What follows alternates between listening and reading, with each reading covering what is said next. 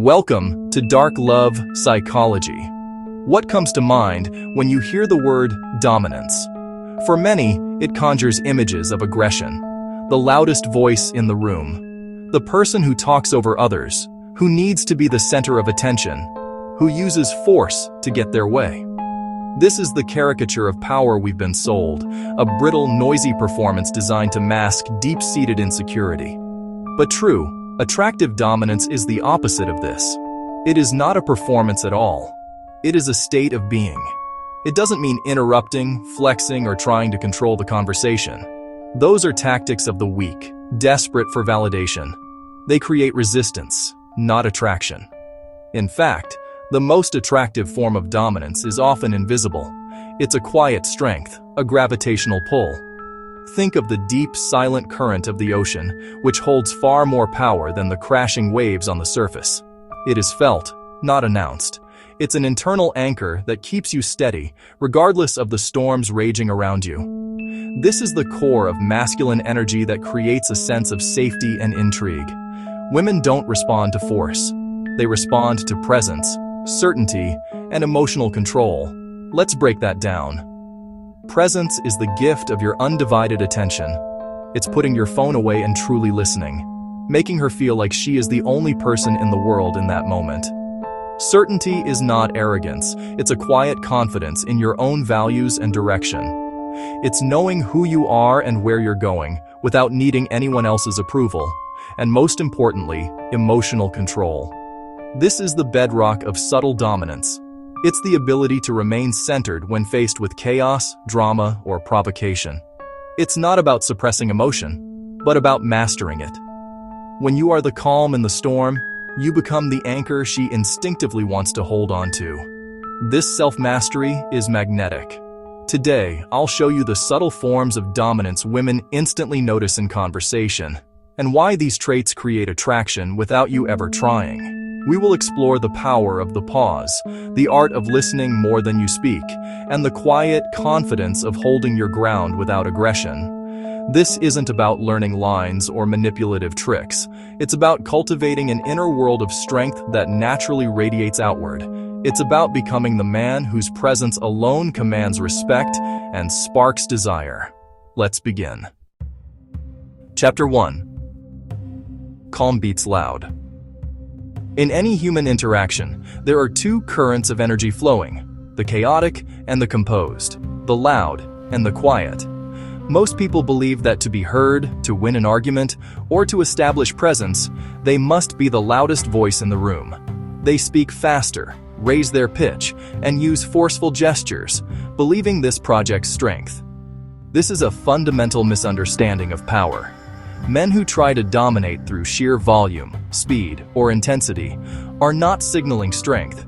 They are broadcasting their insecurity. This loudness is a form of energetic begging. It screams, "Listen to me, validate me, agree with me because my argument can't stand on its own." It reveals a desperate need for external approval and a profound lack of internal control. It shows that their emotional state is fragile, easily hijacked by disagreement or challenge. True, subtle dominance is not about overpowering others. It comes from unshakable emotional stability. It is the quiet confidence of a man who is the master of his own inner world. He doesn't need to raise his voice because he trusts the weight of his words. He doesn't need to speak quickly because he is not afraid of silence. He knows that a deliberate pause can be more impactful than a torrent of frantic speech. This calm man feels grounded, centered, even when, especially when, others around him are reactive and chaotic. Imagine you're on a date, and the waiter spills a drink. Your date is flustered, embarrassed. The reactive man might get angry at the staff or overly apologetic, adding to the chaos. The calm man, however, becomes an anchor. He might offer a simple, reassuring touch on the arm, handle the situation with the staff quietly and respectfully, and then seamlessly steer the conversation back, making his partner feel protected and secure. His stability is a silent invitation for others to feel at ease. This is why women, and people in general, instinctively feel safer and more drawn to men who don't need to prove anything. His calmness communicates that he can handle pressure, that he is a source of stability, not another source of stress. He is a rock in a turbulent sea, and in a world filled with anxiety, that is an incredibly attractive and powerful quality. Consider a business meeting. Two men disagree on a critical point. One, feeling his position is threatened, immediately raises his voice and begins talking faster, interrupting and trying to overwhelm the room with energy. The other man does the opposite. He holds his ground, not by matching the aggression, but by absorbing it.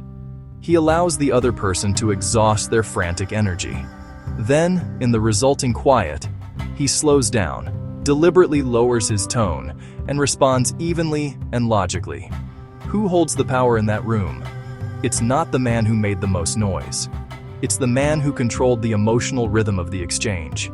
Even if they use the exact same words, the calm man is perceived as more credible, more confident, and more powerful. His composure commands respect far more effectively than any outburst ever could. This is a principle you can apply everywhere. In arguments, in negotiations, in moments of crisis. Let others rush. Let them be loud. You remain the calm center. Stay calm while others react. You're already leading. Chapter 2. Comfort with silence.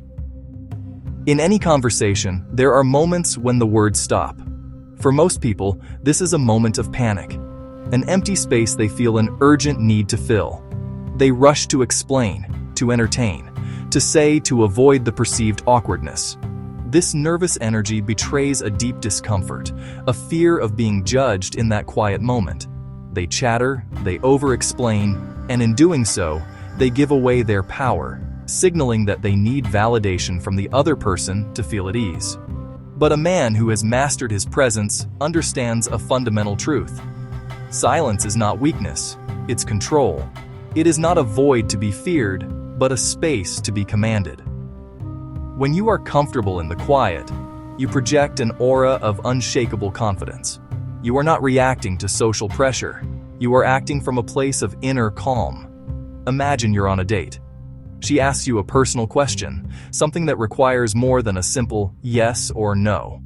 What's something you're truly passionate about?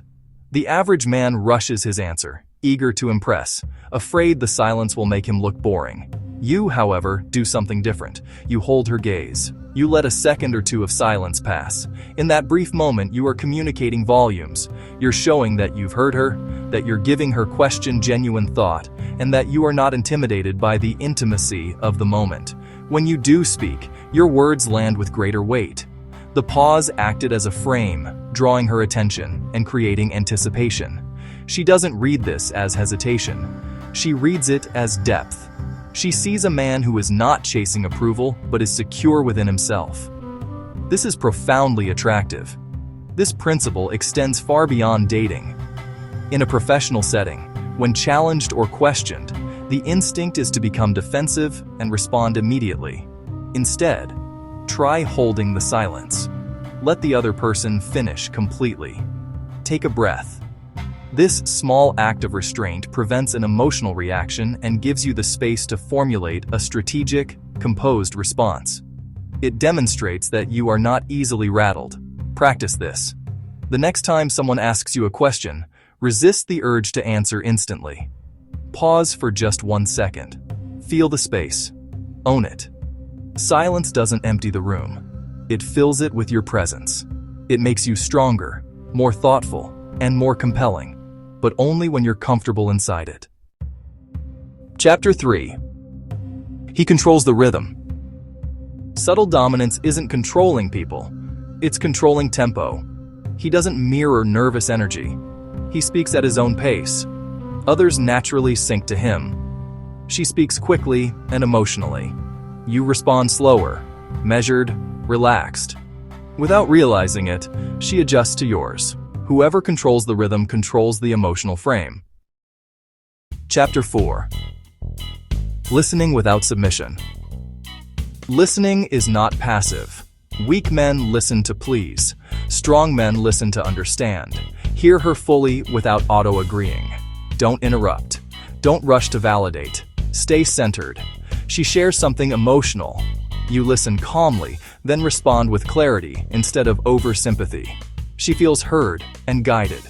Presence beats performance. When you're grounded, you don't need to impress. Chapter 5. No over-explaining. Over-explaining signals insecurity. It says, "Please understand me." Subtle dominance says, "I'm comfortable being misunderstood." State your point once, clearly, then stop. She questions your decision. You explain your reasoning in one sentence, and move on. No defensiveness, no justification loop. Clarity is powerful. Justification weakens authority. Chapter 6. Emotional control. The fastest way to lose dominance is reactivity. Process first, then speak. She teases or challenges you. You don't react. You smile slightly and respond calmly. She feels your stability and adjusts. Use a 3-second breath. Lower your tone. Slow your pace. Control your emotions, and the room adjusts to you. Chapter 7. He knows when to exit. Needy men linger. Dominant men know when to leave. Ending confidently shows you value your time. You end the conversation while it's still positive, because you choose to. Leaving first isn't rude, it's self-respect. Own your exits, and you own your time. Subtle dominance isn't about controlling women, it's about mastering yourself. Calm, clarity, emotional stability. When you embody these traits, women feel your presence, without you trying. If you found this video helpful, give it a thumbs up, share it with someone who might need help. Thanks for watching until the end. See you in the next video.